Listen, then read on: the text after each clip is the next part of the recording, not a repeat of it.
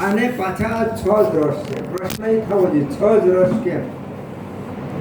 2 રસ થવા જોઈએ, 10 રસ થવા જોઈએ, 200 રસ થવા જોઈએ, એવું થવું જોઈએ ને.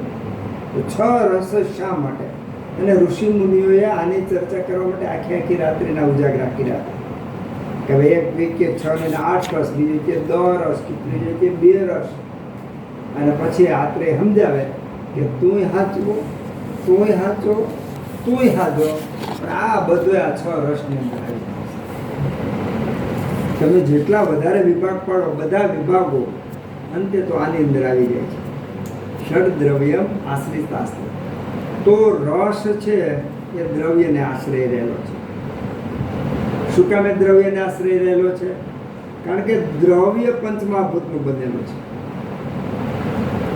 દ્રવ્ય પંચમહાભૂતનું બનેલું છે અને પંચમહાભૂતના સંયોગથી રસ ઉત્પન્ન થાય છે. એટલે આમ એવું કહી શકાય કે તાણા અને વાણા, આપણે કાપડ હોય તો એમાં કેમ તાણા વાણા હોય, ભૂત થઈ ગયેલા હોય. તો પંચમહાભૂતની અંદર જે દ્રવ્ય છે એ પંચમહાભૂતનું બનેલું હોવાથી એ દ્રવ્ય બન્યું અને એના આશ્રય પાછું રસ બન્યું. એટલે દરેક દ્રવ્યમાં રસ તો છે. 6 માંથી કોઈ પણ રસ તો છે ને છે. હવે આપણે આગળ વાત થઈ હતી વાયુ, પિત્ત અને કફ, અને એમાં સ્નિગ્ધ વગેરે ગુણોની જ્યારે ચર્ચા થઈ હતી ત્યારે સ્નિગ્ધ ગુણમાં તર તમના ભેદ હજારો પડે એવી આપણે ઊંડાણપૂર્વક વાત થઈ હતી. તો આમાં જે 6 રસ છે, દાખલા તરીકે લીંબુમાં ખાટો રસ તો છે, પણ ખાટા રસમાં ક્યારેય તમને ગળાનો અનુભવ થયો? લીંબુ ખાઓ, હવે પ્રયોગ કરજો. અત્યાર સુધી છે ને આપણે આ એમ જ ખાઈ જતા હતા અને બીજા ક્યાંક ખાટો એટલે આપણે ખાટું માની લેતા હતા. રસ અને અનુરસ હોય છે. તો લીંબુ ખાઓ તો જો કોઈને લીંબુ વધારે ખાટું લાગશે, કોઈને ગળપણવાળું લીંબુ લાગશે, કોઈને ખારું લીંબુ લાગશે, કોઈને અલગ અલગ સ્વાદ લાગશે. તો જેની જેવી પ્રકૃતિ, જેના શરીરનું જેવું બંધારણ, એ સ્વાદ ઇન્દ્રિય લાળની સાથે ખાટા રસનો સેવ કરે છે. ત્યારે દ્રવ્યનો ઓરિજિનલ જે સ્વાદ છે એ ઓરિજિનલ સ્વાદ તમને સ્વાદ પારખવામાં આવતો નથી. તમે જે સ્વાદ પારખો છો એ દ્રવ્યનો ઓરિજિનલ સ્વાદ નથી. કારણ કે દ્રવ્યનો ઓરિજિનલ સ્વાદ તમે બિલકુલ નિરામ અવસ્થામાં હોય, તમારા દોષો પ્રકોપિત કે કાંઈ ન હોય, પૂરેપૂરા નિરામ અવસ્થામાં 100% સ્વસ્થ હોય તો ને માત્ર તો જ જેવો રસ છે એવો રસ તમે અનુભવી શકો. એટલે આપણે ગળો, કડવો, તુરો, ખારો, ખાટો, તીખો કોઈ રસ દ્રવ્યમાં જેવો રસ છે એવો રસ આપણે ઓરિજિનલ રસનો આનંદ માણી શકતા નથી. ઓરિજિનલ રસનો સ્વાદ આપણે માણતા નથી. જેવી રીતે હું અત્યારે તમને વાત કરું છું તો તમે બેઠા છો, બધાય મારી જે વાત છે એને સાંભળો છો, પણ તમારી દરેકની સમજણ અલગ અલગ એંગલથી ફિટ થાય છે. કારણ કે તમારી બુદ્ધિ ભેગી ભળી અને તમારી સમજ સાથે, પૂર્વના સંસ્કારો સાથે એક નવી સમજણ પેદા થાય છે અને સમજો છો. એમ દરેક રસ, લીંબુમાં ખાટો રસ છે, આંબલીમાં ખાટો રસ છે, કોકમમાં ખાટો રસ છે, આમળામાં ખાટો રસ છે. તો બધા ખાટા રસ, પ્રાકૃત જે ખાટો રસ એનો છે. આમળાનો એક વિશિષ્ટ ખાટો રસ છે, લીંબુનો પોતાનો ખાટો રસ વિશિષ્ટ છે, આંબલીનો પોતાનો ખાટો રસ છે, ચાંગેરીનો પોતાનો ખાટો રસ છે. તો બધા જે ખાટા રસો છે એ જે તે દ્રવ્યને આશરે રહેલા છે એવા ઓરિજિનલ જેવા છે એવા આપણે સંવેદના અનુભવી શકતા નથી, એટલા માટે કે આપણે પોતાની પ્રકૃતિ અનુસાર આપણે એને સ્વાદ માણીએ છીએ. કોઈ ખાટું 2-3 લીંબુ ખાઈ જાય તો કાંઈ વાંધો નહીં આવે, કોઈ ખાટું થોડું ખાય તો દાંત અંબાઈ જશે, અને કોઈ ખાટું ખાઈ જ નહીં શકે. એનો સીધો સાદો અર્થ એવો થયો કે દરેકને દરેક રસ એક સરખા અનુકૂળ હોતા નથી, દરેકને દરેક રસ એક સરખા ભાવતા પણ નથી. કોઈને ગળ્યું વધારે ભાવતું હોય, કોઈને કડવું વધારે ભાવતું હોય, કોઈને તુરું વધારે ભાવતું હોય, કોઈને ખાટું વધારે ભાવતું હોય, કોઈને તીખું વધારે ભાવતું હોય. એટલે આપણે જે અનુભવ કરીએ છીએ એ અનુભવ 100% નિરામ અવસ્થામાં હોય, દોષોનું બેલેન્સ હોય, અને પદાર્થનો એ વખતે જો આપણે પ્રયોગ કરીએ તો એમાંથી આપણને રસની અનુભૂતિ થાય. અત્યારે આપણે વાયુ પિત્ત કફના ગુણો જોઈએ છે, એના વધઘટના કાળ,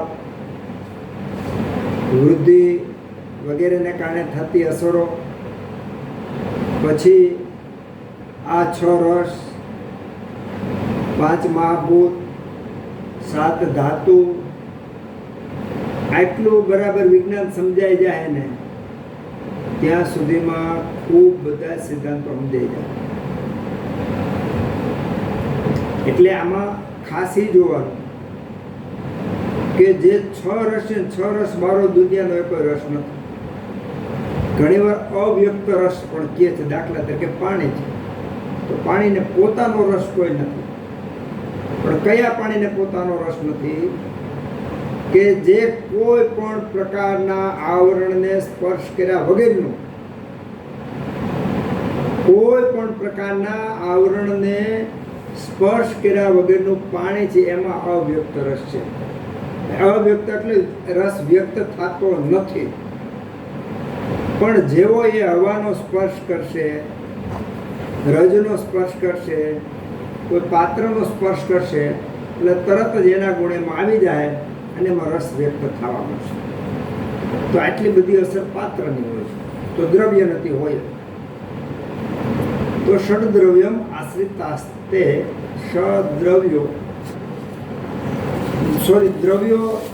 જે 6 રસ છે દ્રવ્યના આશ્રય રહેલા છે, અને દ્રવ્યના આશ્રય રહેલા જે રસો છે યથા પૂર્વ બલાવાહ, તુરા કરતા તીખો, તીખા કરતા કડવો, કડવા કરતા ખારો, ખારા કરતા ખાટો, અને ખાટા કરતા ગળ્યો, એ બલાવાહ બળવાન છે. બળવાન એટલે ફરીવાર પાછું થોડું રિપીટ કરી દઈએ. બળવાન છે એટલે સામાન્ય રીતે ફિઝિકલ જોઈએ તો આપણને બળ આપનારું, શરીરની અંદર જે કાંઈ તત્વો છે એનું ટકાવનારું. દાખલા તરીકે જે માંસ મટન ખાતા હોય એ એક વખત ખાય તો એની એનર્જી 7-8 કલાક રહે, 7-8 કલાકમાં પાછી એનર્જી તરત ડાઉન થઈ જાય. જે શાકાહારી છે એની એનર્જી એના કરતાં લાંબો સમય સુધી રહે. તો લાંબો સમય સુધી જે આ એનર્જી જે છે, આ એનર્જીનું કારણ એમાંથી છૂટા પડતા જે પંચમહાભૂત અને દ્રવ્યના આશ્રય રહેલા છૂટા પડતા શક્તિના કણો છે એને અવલંબિત છે. તો એના અર્થમાં બલાવાહા, મધુર રસ બધા કરતા વધુમાં વધુ બળ આપનારો છે. એના પછી ખાટો, એના પછી ખારો, એના પછી કડવો, એના પછી તીખો, અને એના પછી તુરો. પછી એનો સીધો સાદો અર્થ બીજો એવો થાય કે જેમ જેમ નીચે જાતા જાઓ, છેલ્લે જાતા જાઓ, એમ બળહીન રસ થતો જાય છે. તો ગળ્યા કરતા ખારો રસ ઓછો બળવાળો છે, એના કરતાં ખાટો ઓછો બળવાળો છે, એના કરતાં કડવો, એના કરતાં તીખો, અને એના કરતાં તુરો રસ. આનું બંધારણ પંચમહાભૂતનું અત્યારે વિશેષ આપણે એટલા માટે લઈને લઈએ કે આખો અધ્યાય રસનો આવશે. એટલે આટલું અત્યારે આપણે સમજી લઈએ 6 રસ અને 6 રસ દ્રવ્યના આશ્રય રહેલા છે. અત્યાર સુધી આપણે જે માનતા હતા કે મરચું ખાઈને તીખું લાગે, ખાંડ ખાઈને ગળી લાગે, સોપારી ખાઈને તુરી લાગે, તો ખાંડમાં જે ગળપણ છે એ ઓરિજિનલ ગળપણ તમે સ્વાદ પામી શકતા નથી. ખાટાનો ઓરિજિનલ સ્વાદ પામી શકતા નથી, કારણ કે ત્યાં આપણો શરીર છે એક દ્રવ્ય છે, એની સાથે પ્રોસેસ કરે છે એના પરિણામે. પણ છતાં વ્યક્ત રૂપમાં જે રસ છે એ રસનો આપણે અનુભવ કરી શકીએ. એટલે આપણે કહી શકીએ કે આ રસ ગળ્યો, કડવો, તુરો, ખારો, ખાટો છે. પણ એ રસ જેના આધારે છે દ્રવ્યનું નામ આપણે લઈએ છીએ. દૂધ ગળ્યું છે, સોનું ગળ્યું છે, ચાંદી ગળી છે, એ દ્રવ્યનું નામ લઈએ છીએ. આમળા ખાટા છે, તુલસી તીખા છે, મરી તીખા છે, એ દ્રવ્યનું આપણે નામ લઈએ છીએ. સોપારી તુરી છે, મેથી કડવી છે, તો ત્યાં દ્રવ્યનું નામ લઈએ છીએ. તો જ્યાં રસનું નામ લેવાનું તો અંગુલ નિર્દેશ સીધો દ્રવ્યમાં છે, કારણ કે દ્રવ્યના આશ્રયે રહેલું છે. એટલે આ જે 6 રસ છે, 6 રસ દ્રવ્યને આશ્રય રહેલા છે. યથા પૂર્વ બલાવહા, બળવાન. એનો સીધો સાધો એક બીજું આપણે સમજવાનું છે કે લીંબુની અંદર ખાટો રસ છે, તો એ ખાટો રસ પ્રધાન છે. ગળ્યો, કડવો, તુરો ને તીખો બીજા રસનો અંદર સમાયેલા જ છે, પણ આ પ્રધાન છે. એટલે એને વધારે આપણે સંવેદના અનુભવી શકીએ છીએ. જેવી રીતે તમે કોઈ પણ અજાણ્યા ગામમાં જાઓ તો 5 આગેવાનના નામ કોઈ તરત જ કહેશે, 5 આગેવાનનું નામ કહેશે. ગામની આમ પબ્લિક અંદર છે જ, આમ પબ્લિકનું નામ કોઈ નહીં, કારણ કે વ્યક્ત જે થતો હોય એની ઓળખ થાય. તો વધારે વ્યક્ત જે રસ થતો હોય એ દ્રવ્ય એ રસવાળું છે, એવી આપણી લૌકિક ભાષામાં આપણે કહીએ છીએ. ખરેખર તો દ્રવ્ય 6 રસથી યુક્ત છે. બધા દ્રવ્યોમાં 6 રસ હોય છે. કોઈ પણ દ્રવ્ય લો, ગળ્યો, કડવો, તુરો, ખારો, ખાટો, તીખો, 6 રસ હોય છે. 2 દ્રવ્યો એવા છે કે જેમાં 5 રસ છે. એક તો હરડે. હરડેમાં લવણ રસ, ખારો રસ નથી. હરડેમાં ખારો રસ નથી. અને લસણમાં એક રસ પેકો છે. લસણ તો 5 રસ વાળો છે. આ સ્પષ્ટ શાસ્ત્રમાં કીધું છે. હવે આપણે વિભેદ કરવો. આપણે જો દરેક વસ્તુની પરીક્ષા આપણી આ લેબોરેટરી, શરીર લેબોરેટરી છે. તો લેબોરેટરી કરવા માટે અનુભવ કરો. દાખલા તરીકે તમે એક દિવસ ટમેટા ખાવ, નકર ટમેટા જ ખાવા, આખો દી 24 કલાક ટમેટા, તો આપણે કંઈક અંશે ટમેટાને પામી શકીએ. એનો સાચો સ્વાદ શું છે, આપણા શરીરમાં અસર શું થાય છે, વગેરે વગેરે. લીંબુ પાણી તો આખો દિવસ લીંબુ પાણી છે, મધ પાણી તો આખો દિવસ મધ પાણી. તેના પરિણામે આપણે જે તે દ્રવ્યને શરીરમાં થતી અસરો અને સાચો રસ એનો પામી શકીએ. મેં તમને પ્રશ્ન કર્યો કે લીંબુમાં ખાટો રસ એકલો જ છે, તો તમે કીધું આ ખાટો રસ, બીજો રસ નથી. અહીંયા તો શાસ્ત્ર એવું કહે છે કે દરેક દ્રવ્યમાં 6 રસ હોય છે. તો બીજો રસ છે, પણ બીજો રસ આપણે અનુભવતા નથી.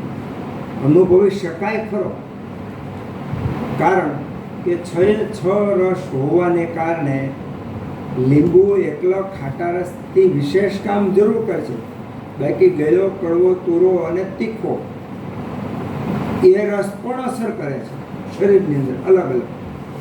એટલા માટે પ્રેક્ટિકલી જો આ બધી વસ્તુ આપણે કરી શકીએ, પંચમહાભૂત, 7 ધાતુ, 6 રસ, 3 દોષ, એ ખાલી શબ્દો નથી,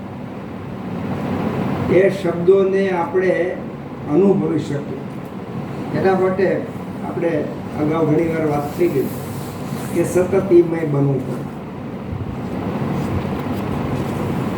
વાયુ કોઈએ જોયો નથી, પિત્ત કોઈએ જોયો નથી, કફ કોઈએ જોયો નથી, પણ જો સતત એ ચિંતન કરીએ એ સાક્ષાત સ્વરૂપ આપણને મળે. સાક્ષાત સ્વરૂપ એટલે સીધું કૃષ્ણ ભગવાનને જેમ સુદર્શન ચક્ર લઈને ન આવે, પણ એના કાર્યો, એના ગુણો, એના આકારો અને એનો આપણને દર્શન થાય. અને આ અભ્યાસનો વિષય છે, વાતોનો વિષય નથી, અભ્યાસ. અત્યારે આપણે જે કાંઈ વાતો કરીએ છીએ એ વાતો માત્ર અંગુલી નિર્દેશ છે, ચાલવા માટેની કેડી બતાવવાનો એક રસ્તો છે. આનાથી જો આ રસ્તે ન ચાલી તો કોઈ પ્રાપ્તિ થવાની નથી. ચાલવા માટે પગે ન ચાલી તો મનથી, વિચારથી આ કેડી ઉપર ચાલવું પડે તો એનું ફળ મળે, બાકી ફળ મળે નહીં. ગિરાધોધ વગેરેમાં આવેલો છે. હું ગમે એટલા વખાણ કરું, કાંઈ બેઠા બેઠા ટેમ્પરરી મજા આવે, પણ તમે ઓરિજિનલ ગિરાધોધ જાઓ, ત્યાંનો માહોલ જુઓ, એ ચોમાસું હોય અને બધું જુઓ તો ત્યાં અને આમાં ફેર હોય. સૂર્યની ગમે એટલી વાતો કરીએ, કાગળમાં સૂરજ દોરી દો, એના કિરણો બતાવું, પણ એ કાગળમાં રહેલા સૂરજથી તમને ગરમી નથી લાગવાની. કાગળમાં રહેલા સૂરજથી વનસ્પતિમાં વિકાસ નથી થવાનો. કાગળમાં રહેલા સૂરજથી કોઈ વસ્તુ સુકાવાની નથી. એના માટે તો પ્રત્યક્ષ સૂરજ જોઈએ. એમ આપણે આ જે વાતો કરીએ છીએ એ કાગળમાં દોરેલા સૂરજ સમાન છે, અથવા વાતોમાં પ્રમાણે છે. નિત્ય દરેક વખતે આપણે આ હોમવર્કના પ્રકારો છે. હોમવર્ક એટલું બધું વધતું જાય કે આપણે નવરા જ ન રહીએ. નવરા ન રહીએ એ વ્યક્તિ વધુમાં વધુ સુખી હોય. દુઃખીમાં દુઃખી વ્યક્તિ જો જે નવરો હોય એ હોય. નવરો એ જ વ્યક્તિ હોય જેને કામ કરવું ન હોય, એ જ નવરો હોય. અને જેને કામ કરવું છે એ વ્યક્તિ કોઈ નવરો જ ન હોય. અને જે કામ સતત કરે છે એનું શરીર, એની ઇન્દ્રિયો, એનું મન એક ચોક્કસ દિશામાં કામ કરવાને કારણે એક વિશિષ્ટ પ્રકારની સુખની અનુભૂતિ થાય છે. એટલે જેમ જેમ આપણે વધુમાં વધુ હોમવર્કની અંદર પ્રવેશ કરતા જઈએ અને વધુમાં વધુ હોમવર્ક કરીએ તો યાત્રા આગળ ચાલે અને આપણને અલગ પ્રકારનો આનંદ મળે. ષડદ્રવ્યમ આશ્રિતા સ્તેશ્ચ યથા પૂર્વમ બલાવહા. આ 6 રસ છે, એમાં તરતમપણું પણ હોય. દાખલા તરીકે તમે અલગ અલગ પ્રાંતના લીંબુ જ હોય, રાજસ્થાનના લીંબુ હોય, કચ્છના લીંબુ હોય, અમદાવાદના લીંબુ હોય, મહુવાના લીંબુ હોય, નવસારીના લીંબુ હોય, દક્ષિણ ભારતના લીંબુ હોય, તો એક જ વેરાયટીના લીંબુમાં પણ અમ્લતામાં ફેરફાર હોય, ગુણધર્મોમાં થોડો ઘણો ફેરફાર હોય. કારણ એ વાતાવરણ, જમીન અને પાણી એના ગુણ એની અંદર આવેલા. તો પહેલાં તો ખાટો રસ ખાલી શબ્દ છે, દરેકમાં અમ્લતા અલગ અલગ છે, એનો પ્રભાવ અને એનું કાર્ય પણ અલગ અલગ થઈ જાય છે. પહેલું. બીજું, એની તીવ્રતા. કોઈમાં 90% અમ્લ રસ હોય, કોઈમાં 80% હોય, કોઈમાં 60% હોય, કોઈમાં 30% હોય. પણ અમ્લ રસ વધારે તીક્ષ્ણ, જીભને તરત સંવેદના વધુ આવે એટલા માટે અમ્લો, અને કટુ એટલે તીખો રસ, આ બેની સંવેદના તરત જ અનુભવાય છે. તો જેવી રીતે આપણે દોષો સમજતા હતા ત્યારે દોષોના ગુણો તરતમ પ્રમાણે હજારો પ્રકારના ગુણો મળ્યો. સ્નિગ્ધ છે તો સ્નિગ્ધ અલગ ઘણા પ્રકારના હોય, તીક્ષ્ણ ઘણા પ્રકારના હોય, ગુરુ ઘણા પ્રકારના હોય, લઘુ ઘણા પ્રકારના હોય. એમ આ 6 રસ એ પણ હજારો પ્રકારના આપણને અલગ અલગ જોવા મળે. દાખલા તરીકે લીંબુની ખટાશ, આંબલીની ખટાશ, કોકમની ખટાશ, ચાંગેરીની ખટાશ, લીંબુના પાન, બધાની ખટાશ અલગ અલગ છે. અને અલગ અલગ ખટાશ છે એનું કારણ છે કે દરેક દ્રવ્ય પંચમહાભૂતનું બનેલું છે. દરેક દ્રવ્યની અંદર રહેલા જે પંચમહાભૂત વધઘટ હોય છે, જેટલા વધઘટ એના પ્રમાણે એની અંદર રસો રહેલા છે. જેમાં અમ્લ રસ વિશેષ છે, એમાં એના પ્રમાણમાં એટલે આપણને અલગ અનુભૂતિ થાય. તો આ વિજ્ઞાન રસનું 6 રસ અને 6 રસ શા માટે? તો બાકીના બધા રસ છે એ પ્લસ માઇનસ કરીને આની અંદર સમાવેશ કરી આવી જ જાય છે. એક અવ્યક્ત, મેં તમને વાત કરી કે અવ્યક્ત રસ છે. અવ્યક્ત રસ નામનો કોઈ રસ જ હોતો નથી. અવ્યક્ત નામનો કોઈ રસ જ હોતો નથી. પણ દ્રવ્યને જેવું દ્રવ્ય બન્યું એટલે એમાં રસની ઉત્પત્તિ થાય. રસાહ સ્વાદ અમ્લ લવણ તિક્ત ઉષ્ણ કષાયકાઃ ષડદ્રવ્યમાશ્રિતાસ્તેશ્ચ યથા પૂર્વમ બલાવહાઃ.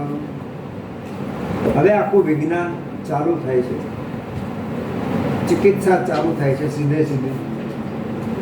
ખરેખર તો અષ્ટાંગને પ્રણામ કરવા પડે આપણને કે જે બાલ મંદિરમાં જે છોકરો ભણવા બેઠતો એને તત્વજ્ઞાન શીખવાડવા માંડે, એન્જિનિયરના પાઠ શીખવાડવા માંડે, એવું અષ્ટાંગ કાર્ય અહીંયા આપણી હારે કર્યું છે. આપણે હજી પાપા પગલી ભરીએ છીએ આયુર્વેદની અંદર. આવડા મોટા આયુર્વેદમાં, આવડા મોટા અષ્ટાંગ હૃદયમાં, આવડા મોટા સૂત્રસ્થાનમાં આ એક અધ્યાયની અંદર આપણે હજી પાપ પગલું ભર્યું. ત્યાં તો એક એક સૂત્ર, એક એક ચિકિત્સા સમાન આપણને આપી દીધા. 6 રસ અને સીધી ચિકિત્સા આપી દીધી. શું? તત્રાદ્યા મારુતમ ઘ્નંતિ. તત્રાદ્યા મારુતમ ઘ્નંતિ. પેલા જે 3 છે એ વાયુનો નાશ કરે છે. પેલા 3 ક્યાં છે? રસાહ, સ્વાદ, અમ્લ, લવણ. સ્વાદ, અમ્લ અને લવણ, આ 3 છે વાયુ. એ 3 તત્રાદ્યા એટલે પેલા 3 ક્યાં છે? સ્વાદ, અમ્લ અને લવણ. આ 3 છે એ મારુતમ ગ્રંથિ, વાયુનો નાશ કરે છે. ત્રયસ્તિક્તાદય કફમ. બાકીના જે 3 છે એ કફનો નાશ કરે છે. બાકીના 3 ક્યાં છે?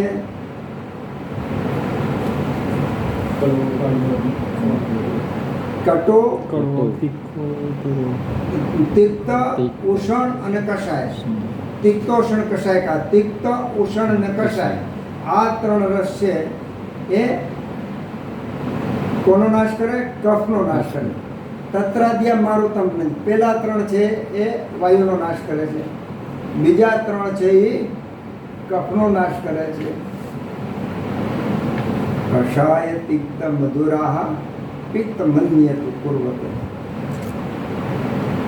કષાય, તિક્ત અને મધુર. કષાય એટલે તુરો, તિક્ત એટલે કડવો, મધુર એટલે ગળ્યો.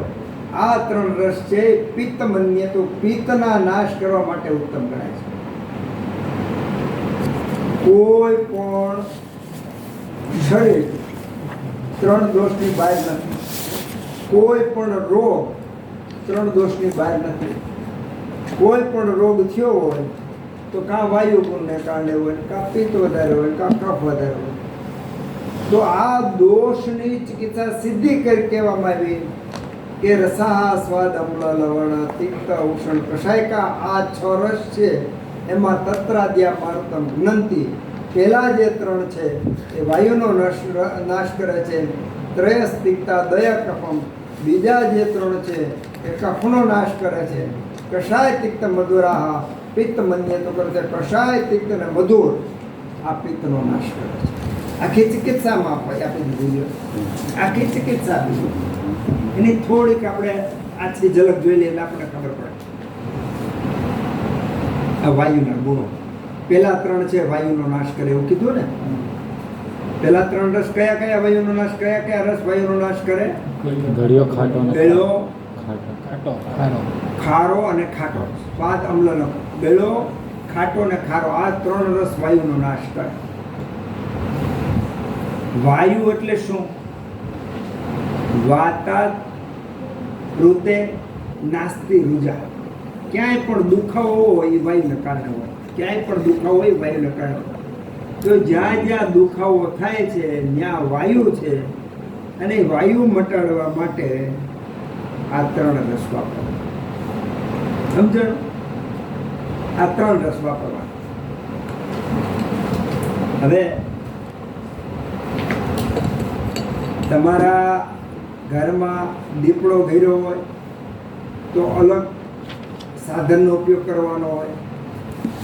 સાપ ઘેર્યો હોય તો અલગ સાધનનો ઉપયોગ કરવાનો હોય. અને કીડી નકરી ઉભરાણી હોય તો અલગ સાધનનો ઉપયોગ કરવાનો.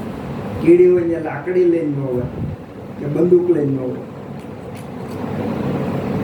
તો જેવી રીતે ત્યાં વિવેક છે એમ ભલે વાયુ હોય તો ભલે વાયુ હોય પણ વાયુમાં ક્યારેક ગળા રસનો ઉપયોગ કરવો, ક્યારેક ખાટા રસનો ઉપયોગ કરવો, ક્યારેક ખારા રસનો ઉપયોગ કરવો. આ વસ્તુ શીખવાની છે. તમે તમારી આજુબાજુમાં ઘણા બધા એવા દર્દી જોયા છે કે જેને ઘૂંટણનો કમરનો દુખાવો થાય છે અને ખાટું ખાય એટલે બહુ દુખે છે ને. હવે અહીંયા એવું કીધું કે વાયુ મટાડે અને મને દુખાવો વધે, તો ત્યાં એ સમજવાનું કે જ્યાં પિત્તના અનુબંધવાળા દર્દીઓ હોય, એને અમ્લ રસના કારણે એને દુખાવો વધે અને શરીર જ એસિડિક હોય.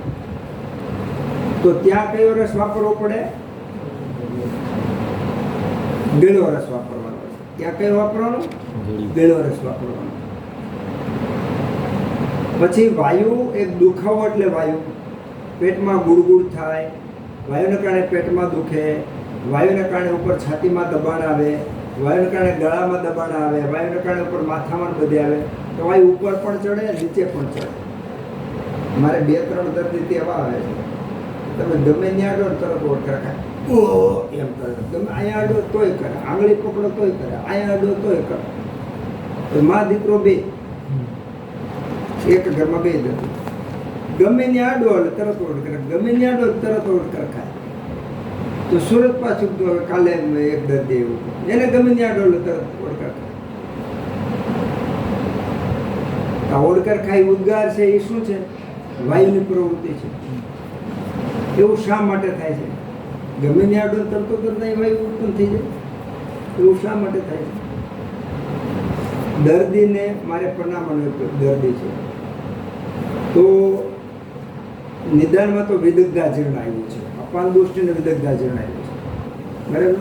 એટલે ગરમી ના અંત ખૂબ છે, પણ ઓડકારે પોવાને રાખે. એક દર્દી પરણાવવાનો દવા લઈ ગયું હતું ને એને ઓડકાર સારો થઈ ગયો, એટલે એને સૂચન કર્યું તું આ આપણા ભારતમાંથી આ નાકરણ છે તો દવા મગાવી લે, તારા ઓડકાર મટી જાય. એના રિલેટેડ દવા લઈ ગયા અને દરરોજ દવા ગણે કે ભાઈ આજે 12મો દિવસ છે સાહેબ, આજે 13મો દિવસ છે સાહેબ, આજે 14મો દિવસ છે. તો ભાઈ એસિડિટી મને તો બધી રાત થઈ ગઈ સાહેબ, મારો ઓડકાર બંધ નથી થતો. બરાબર. તો જ્યાં આવા દર્દીઓ છે ત્યાં શું છે? One type of the psychology છે. એ જ્યારે ઓડકાર નીકળે ને, વાયુ નીકળે ને, ત્યારે વાયુ નીકળે ત્યારે જેટલો નીકળે એટલો જ પાછો અંદર ખેંચી લેતા, એટલે અંદર ભર્યો. એટલે સાયકોસોમેટિક ઇફેક્ટ થઈ ગયો આવા દર્દીઓને. એટલે આવા દર્દીને ખરેખર અંદર કંઈ એટલો બધો ગેસ નથી ભર્યો કે 50 કિલોનો બાટલો અંદર ભર્યો નથી, નકરો નીકળે જ રાખે, નીકળે જ રાખે. પણ બહાર નીકળે ફરીવાર પાછો અંદર ભરી જાય, બહાર નીકળે ફરીવાર પાછો અંદર ભરી જાય. તો વાયુના ખૂબ બધા પ્રકારો છે. એક ખાટું ખાઈને દુખે, એને આમ કીધો છે અમ્લરસ વાયુ મટાડે, ત્યાં અમ્લરસ નહીં દેવાય, ત્યાં વિરોધ.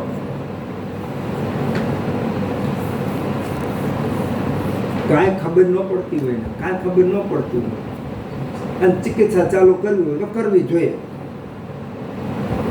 તો તમને આયુર્વેદનું પારખું થાય, બાકી થાય નહીં. વાતો સાંભળાથી જ થવાનું જ નથી.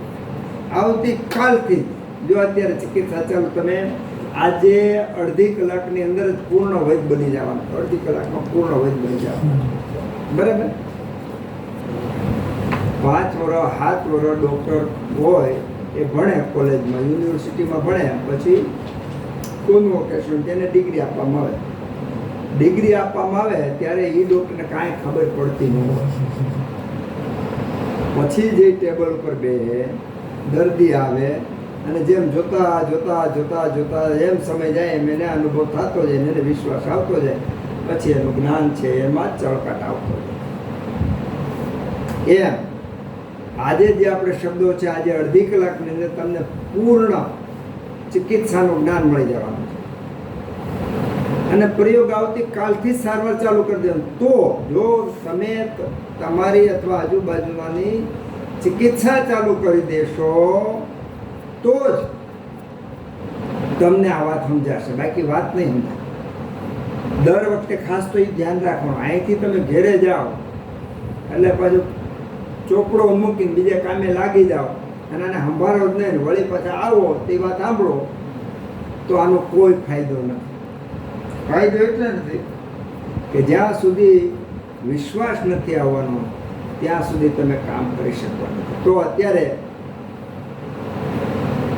જે આપણે ચિકિત્સા શીખી રહ્યા છીએ, માત્ર આમ તો 5 મિનિટનું જ કામ છે ચિકિત્સા શીખવાનું, કારણ કે અષ્ટાંગરે એટલું સરળ બતાવી દીધો છે, એને સમજવા માટે આપણે 15-20 મિનિટ જોઈએ એટલું.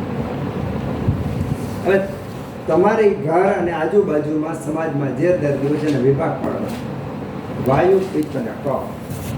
બરાબર? વાયુ પિત્ત અને કફ એટલા વિભાગ પાડી નાખો. વાયુનો દર્દી છે એ કેમ ખબર પડે? તો સામાન્ય રીતે એક તો વાયુનો દર્દી આંધાના દુખાવા થતા હોય, કાં પેટમાં દુખતું હોય, કાં ગેસ ઉપર ચડતો હોય, કાં વધારે વિચારવાયુ હોય, કાં હુકલકડી વધારે હોય, ચંચળ વધારે હોય, ઊંઘ ઓછી આવતી હોય, આવા લક્ષણો હોય એટલે તમારે વાયુ સમજી લેવાનું. પછી ભલે કફ હોય પછીનો પ્રશ્ન, તમે એકવાર ધારી લીધું કે આ વાયુ છે અને સારવાર કરશો, જો પરિણામ મળશે તો તમને વિશ્વાસ આવશે, અને જો પરિણામ નહીં આવે તો બીજા પ્રયોગો તમે કરશો. બરાબર? નુકસાન તો જવા નથી. તો ઘરે જઈને તમારે 3 વિભાગ કરી નાખવાના. વાયુના આવા, પિત્તમાં કેવા હોય? બળતરાવાળા હોય. કાં શરીરમાં બળતરા થતી, કાં મનમાં બળતરા થતી. રક્તવન એટલે કે રક્ત પ્રદાનની તાસીર હોય, એના બોલવા ઉપરથી, ચાલવા ઉપરથી, એના નિર્ણયો પરથી, જીવવાની રીત ઉપરથી ખબર પડી આ પિત્તવાળો છે. અને ત્રીજો છે કફવાળો છે. કફવાળો હોય તો સામાન્ય રીતે દીર્ઘસૂત્રી, એટલે જલ્દી નિર્ણય લેશે નહીં, એને જલ્દી યાદ પણ ન રહીએ. આળસ એનો મુખ્ય ઔષધ, એનો સંપત્તિ છે. સ્થિર અને ધીર હોય, નિર્ણય બહુ ધીમે ધીમે લે, શરીર પ્રમાણમાં મૃદુ હોય, અને એને કોઈ પણ પાક થાય નહીં. પાક જેવું થાય તો ભારે લાગે, બાકી પાકીને રસી સામાન્ય રીતે ન નીકળે. પિત્તવાળાને રસી નીકળે અને વાયુવાળાને હણકા મારે, દુખાવો. આ એના લક્ષણો. તો આ કફવાળાને ખાંસી, શરદી એવું વધારે થાય, એલર્જી વધારે થાય, ખજવાળ વધારે એવું થાય. પિત્તવાળાને બળતરા વગેરે થાય, વાયુવાળાને દુખાવા, વિચારો એવું બધું વધારે. એટલું ક્લિયર થઈ ગયું. એટલે હવે વાયુ પિત્ત અને કફ 3 પ્રકૃતિ તો સવારમાં ઉઠી પહેલું કામ એ ચાલુ કરી દેવાનું કે આમાં વાયુ પિત્ત કફ. પહેલાં તો આપણે બેઠાને એમાં અંદરો અંદર તમારે માર્કિંગ કરી રાખવાનું કે આ વાયુવાળો છે, આ પિત્તવાળો છે અને કફવાળો છે. નક્કી કરશો તો વળી પાછા અત્યારે તમે વાયુ નક્કી કર્યું હોય ને તો અમુક લક્ષણો એવા છે કે ત્યાં વાયુ પિત્ત છે. વળી પાછા થોડાક દીધા તો પિત્તની આનામાં કફ છે. પણ કમસે કમ જોતા તો શીખા. એટલે પહેલું કામ જઈને જે કાંઈ તમારા ઘરના સભ્ય તમારે તમારી પ્રકૃતિ ઓળખવા અને પહેલા પ્રયોગો આપણી પર જાત ઉપર કરવા. પછી આપણા ઘરના સભ્યો, આજુબાજુવાળા સગા સંબંધી, મિત્રો, 3 વિભાગ પડ્યા: વાયુ, પિત્ત અને કફ. બરાબર. એટલે આજુબાજુમાં રહેલી એક પણ વ્યક્તિ તંદુરસ્ત નથી. એટલે તમારે દર્દી ક્યાંય ગોતવા જવું પડે. કોઈ તંદુરસ્ત નથી, નિરોગી નથી. એટલે તમારા માટે આખો સમાજ દર્દી જ છે. બરાબર. હવે આપણે ઔષધ ગોતવાના છે. આપણે ઔષધ ગોતવાનું, કારણ કે એ દર્દી છે તો આપણે એને ઔષધ ગોતવાનું. એ પાંડુરંગ દાદા બહુ સરસ વાત કરતા કે દારૂ લેવા માટે માણસો ઉકેડામાં જાય, એમાં આમંત્રણ ન હોય, પત્રિકા ન હોય. જ્યાં અધોગતિ હોય ને ત્યાં માણસોનો સમાજનો સમુદાય એની મેળે જતો હોય.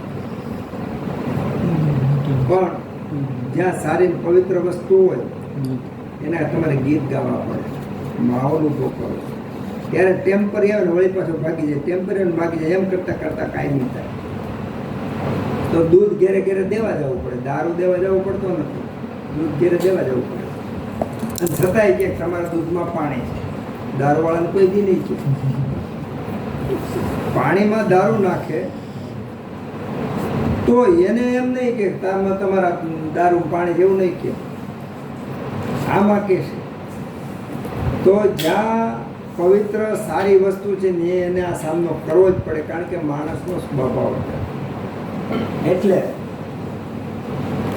તમારી પાસે 3 પ્રકારના વાયુ, પિત્ત, કફના દર્દીઓ છે, જોઈ લીધા.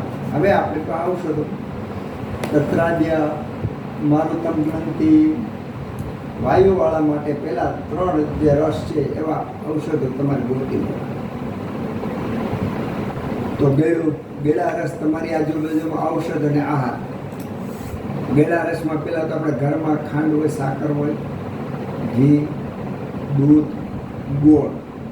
બરાબર. એટલું ગેડું છે. આ રહે. પછી ઔષધની અંદર શતાવરી છે,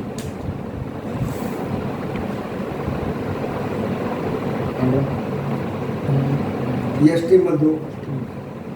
આ બધા ઔષધો મધુર રસવાળા છે. જીવંતી, આ બધા મધુર રસવાળા છે. બરાબર. એક આ મધુર રસવાળું રાખ્યું. પછી અમલો, ખાટો. આપણા રસોડામાં ખાટો શું છે? લીંબુ છે, આંબલી છે, કોકમ છે, દહીં છે, છાશ છે. આ બધું ખાટું છે. ઔષધમાં ખાટું શું છે? બીજોડું છે, આંબળા છે, ચાંગેરી છે, દાયડમ છે. આ બધું ખાટું છે.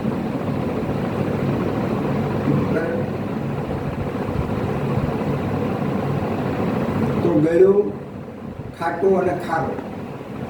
ખારામાં નમક, સમુદ્ર લવણ, સેંધા લવણ, સંચળ લવણ. પછી બીજ ને બીજા લવણ છે, પણ એ બીજા લવણ તમારા અત્યારે જરૂર, સૂર્યક્ષાર ને કઈ જરૂર.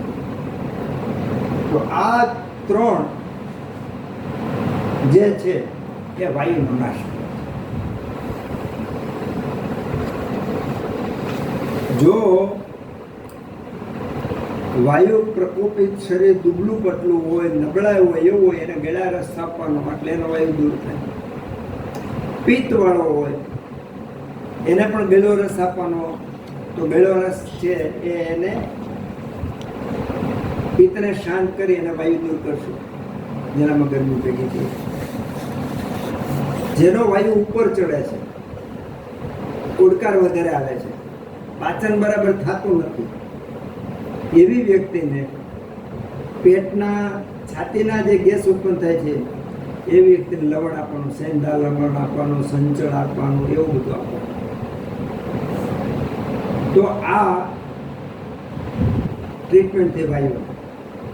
હા, વાયુવાળા ઘૂંટણના દુખાવા હોય તો તમારે તે આપી દેવાના. છાતીમાં વારે વારે ગભરામણ બેચેલી વાયુને કારણે થતી હોય, પેટમાં આફરો થઈ જતો હોય તો તમારે આપી દેવાનો. અને માત્ર અને કાળ જરાક સમજી લે. આમ તો કાળ ઉપર પણ આપણે 1-2 કલાક વાતો આવશે. તમને એમ થાય સાહેબ એટલું જ કહે કે આવશે કેદી આવશે ભાઈ? કારણ કે મને આગળનું ક્લિયર કટ દેખાય છે, એટલે થોડુંક દોડું છે આમાં, એટલા માટે જલ્દી થોડુંક આમ તમને એમ આસ્વાદ મળી જાય. પણ તો ગળ્યો રસ ત્યારે વાયુવાળો વાપરવાનો, કાં તો નબળાઈ હોય, શરીર દુબળું પતલું હોય, ભેગો પિત્તનો અનુબંધ હોય, એસિડિટીને ભેગું થોડું થતું હોય, તેવી વ્યક્તિએ જ્યાં વાયુવાળાને ત્યાં ગળ્યો રસ વાપરવાનો.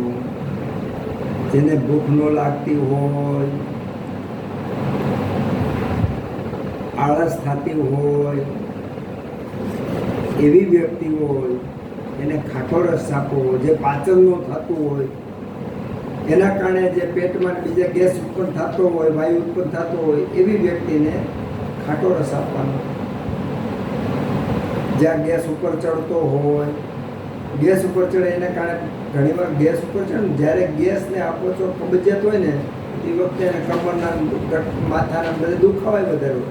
જેવું પેટ શાંત થઈ ગયું એવા દુખાવા શાંત થઈ જાય. તો ત્યાં હું વાપરવાનું નમક વાપરવાનું, લવણ. તો વાયુનો કોઈ પણ દર્દી હોય, હવે માની લો બહુ બકવાટ બહુ કરે છે, બહુ બોલ કરે છે, વાયુ વધી ગયું, અને કયો રસ આપશું? કયો રસ આપશું? એક વાયુને અનિંદ્રા છે, ઊંઘ આવતી નથી, એને હું આપશું? ગળ્યો રસ આપશું. શું આપશું? દૂધ છે, ઘી છે, આવા રસો આપશું. આવું આપશું. ભારે ખોરાક આપશું. જેનું પાચન બરાબર પાચન ન થતું એવાને હું કયો રસ આપું? ખારો રસ આપું. ખારો રસ આપું કે વાયુમાં અનુલોમન પણ કરે, અગ્નિ પ્રદીપ્ત પણ કરે. તો વાયુના દર્દીને આપી કાલથી ચાલુ કરી દેવાના. આ ઔષધો તમને બતાવી કરશો તો એક જ વર્ષમાં જે રોગો સર્જનો નથી મટાડી શકતા, ઓપરેશનથી નથી મટાડી શકતા મટતા, એવા દર્દીઓને તમે હાજા કરી શકશો. રવડા આજનો શ્લોક બહુ મહત્વનો છે, કારણ કે જો આ શ્લોક હું બોલું છું એ પ્રમાણે તમે પ્રેક્ટિકલ ચાલુ કરી દેવો તો 12 મહિના જતા વાર લાગવાની નથી. અને 12 મહિનામાં પ્રયોગો કરી લેવામાં આવે તો તમારી અંદર એક નવો વૈદ જન્મ લેશે. અને આત્મવિશ્વાસ ટાઈપના પ્રયોગો કરવા પડે. અને મને નથી આવડતું એવું તો બોલવાનું જ નથી. મને નથી આવડતું કારણ કે ધન્વંતરી આટલી કૃપા કરીને તમે નિયમિત આવો, આનાથી વિશેષ બીજી કઈ પાત્રતા હોય? એટલે આવડે જ છે, નથી આવડતું બોલવાનું નથી. પહેલી વસ્તુ આપણે અહિત કરવાનું નથી. જો કોઈ ખાલી 1 ચમચી મીઠાથી હારો થઈ જતો હોય, 1 ચમચી સૂંઠથી હારો થઈ જતો હોય, 1 કિલો આમળાથી કોઈ હારો થઈ જતો હોય, 2 કિલો ઘીથી કોઈ હારો થઈ જતો હોય, તો આનાથી મોટું રૂડું બીજી વાત કઈ કહેવાય? એટલે વાયુવાળાની સારવાર આમ કરવાની કરી શકાય. અત્યારે આપણો પણ સામે આવશે ને ત્યારે પાછું થશે. અને વાયુ હશે, પિત્ત હશે, કફ હશે, વાયુ હશે, તો ત્યાં એક નિર્ણાયક બુદ્ધિ લઈ લેવાની. તમારે શું કરવાનું? આ ગુણો દોરી લેવાના. હું બોલ્યો એ લખી લેવાનું. કયા કયા લક્ષણો છે એટલું હાલો તો સીધું ફિક્સ વાયુ. પછી ભલે પિત્ત હોય, તમે વાયુ નક્કી કરેલું, તમારા માટે વાયુ જ. વાયુની સારવાર કરો. વાયુને સારું કરશો કમસે કમ ભલે વાયુ તો એટલું તો સારું થાય. પછી આવ્યું કફ. દ્રય તિક્તા દય કફમ. બાકીના જે 3 છે એ કફનો નાશ કરે છે. બાકીના 3 કયા છે? તિક્ત, ઉષણ અને કષાય. તિક્તોષણ કષાય આ 3 રસ છે એ કફનો નાશ કરે. કફના દર્દીઓ તો તમારી આજુબાજુ ઢગલા પીડ્યા છે. આળસુ વ્યક્તિ બધા કાપવા, બધા આંબા આળસુ વ્યક્તિ બધા. ખાંસી હોય, શરદી હોય, ચરબી હોય, શ્વાસ હોય, એલર્જી હોય, આ બધા દર્દી શ્વાસમાં ઓલો કફ. અને એનાથી વિશેષ તમારે જોવું હોય તો એને મોઢું ખોલો, મોઢામાં લાળું થતી હોય, પાણી પીરું એવું થાય, સમજો ના કફ. આવા દર્દીને આપણે શું કરવાનું છે? પ્રયસ્તિતાદય કફમ. બાકીના 3 રસ આપવાના છે. કયા કયા છે? તિક્તો શંકષાય કાહા. તિક્ત એટલે કે કડવો, તીખો અને થોડો. આ 3 રસ આપવાના છે. હવે 3 રસ આપણે જોઈ લઈએ રસોડામાં અને ઔષધમાં જોઈ લઈએ. એટલે તમારે એ ઔષધ પેટી ઘરમાં રાખવા. રસોડાની અંદર કડવો રસ કયો કયો છે? કારેલો છે. પછી કડવા પરવળ આવે છે, જે આપણે આવે મીઠા પરવળ છે, પણ કડવા પરવળ પણ આવે છે. પછી કોઠીમડા, સૌરાષ્ટ્રમાં કોઠીમડાની કાચરી બહુ સરસ, કોઠીમડા કડવા હોય છે. પછી મેથી કડવી હોય છે. તો આ આપણી પાસે કડવા ઔષધો હોય. કડવા રસોડાની અંદર ઔષધો છે. હવે આપણે ઔષધમાં જઈએ તો કડવું શું છે? મામેજો કડવો છે, કરિયાતું કડવું છે, કડવું છે, અતિવિષ કડવી છે. આ બધા કડવા ઔષધો. માની લો કે ગળો એ કડવી છે, ગોમલી કડવી છે. આ જે કડવા ઔષધો છે એ તમારે 6 ડબલા જ રાખવાના. મેળો, કડવો, તુરો, ખારો, કાટો, તીખા, રસવાળા 6 ડબલા રાખવાના. કાંઈ ન ખબર આ 3નું હરખું મિશ્રણ દઈ દેવાનું વાયુવાળાને, આ 3નું હરખું મિશ્રણ દેવાનું કફવાળાને, આ 3નું હરખું મિશ્રણ દઈ દેવાનું પિત્તવાળાને. તોય 50% કરતાં વધારે જન્માશે. તો કરો તો, નહીં કરો તો નહીં મળે. કરવા માંડ્યા, હું ગેરંટી આપું છું. ગેરંટી 12 મહિના પછી જો તમે આજથી આ યાત્રા ચાલુ કરશો, 12 મહિના પછી જેને ન્યુરોસર્જન માથું મટાડી નથી શીખ્યું એનું માથું તમે મટાડી આપશો. જે ડાયાબિટીસના ભારતના લેવલના બેસ્ટમાં બેસ્ટ ડૉક્ટર, જેને ડાયાબિટીસ મટાડી નથી શીખ્યા, એવા ડાયાબિટીસના દર્દીઓને ડાયાબિટીસ તમે નિર્મૂળ કરી આપશો. કાર્ડિયોલોજીસ્ટ જેના હૃદયરોગ મટાડી નથી શીખ્યા, એવા દર્દીને તમે કોઈ પણ પ્રકારની દવા વગર બિલકુલ હૃદયરોગ મુક્ત તમે કરી આપશો.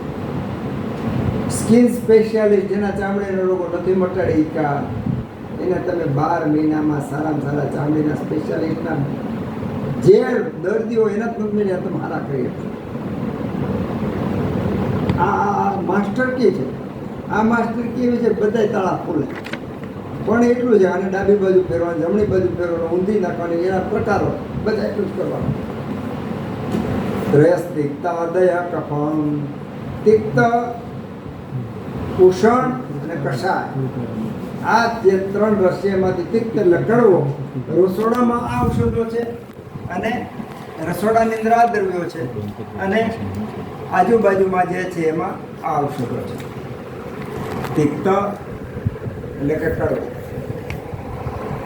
ઉષણ એટલે તીખો. આપણા રસોડામાં તીખા ઔષધો કયા કયા છે? મરી, મરચું, સૂંઠ, લસણ, ડુંગળી, આ બધા તીખા ઔષધો છે. તો આ જે તીખા દ્રવ્યો છે એને તમે તૈયાર રાખો. અને સામે તીખા ઔષધો કયા કયા છે કે જેમાં તીખો રસ હોય તો આપણે સૂંઠ, જેમાં આવી રીતે સૂંઠ એ તીખી જ